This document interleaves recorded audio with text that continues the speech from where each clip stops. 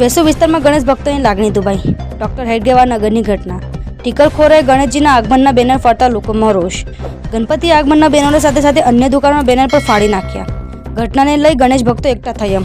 વેસુ પોલીસે સીસીટીવીના આધારે તપાસ હાથ ધરી હતી. વેસુ પોલીસે સીસીટીવીના આધારે બે ઇસમોને ઝડપી પાડ્યા. શૈલેષ બારિયા અને શિવાનાયક નામના ઇસમો દ્વારા આ કૃત્ય કરવામાં આવ્યું. ગણપતિના આગમનમાં ડીજે પર ગીત વગાડવાની બાબતે આ બંનેનું મન દુઃખ થયું હતું. આ બાબતને લઈને તેમને રાત્રિના સમયે બેનરો ફાડ્યા. હાલ તો વેસુ પોલીસે બંને ઇસમોની ધરપકડ કરી વધુ હાથ તપાસ ધરી. બાઇટ ડોક્ટર નિધિ ઠાકુર.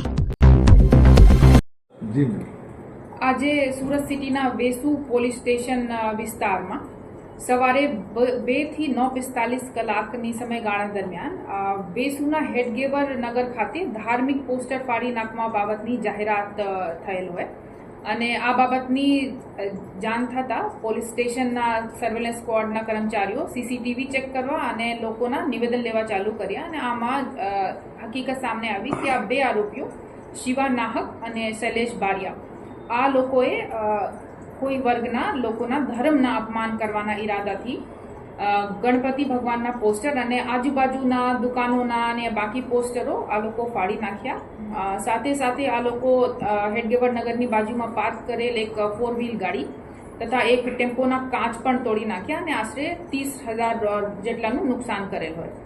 તો આ બાબત ભારતીય ન્યાય સંહિતા 2023ની કલમ 298, 324(2), 351(2) અને 54 મુજબની ફરિયાદ દાખલ કરવામાં આવી છે અને બંને આરોપીઓની ધરપકડ કરવામાં આવી છે. કારણ શું છે મેડમ આ રીતના?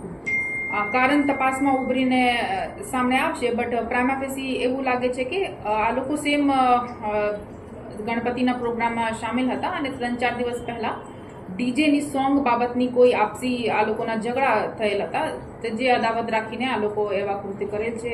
પ્રાઇમા ફેસી લાગે છે તો તપાસ ઊંડાણપૂર્વક કરી રહી છે અને કોઈ પણ જાણકારી સામે આવે તો જાણ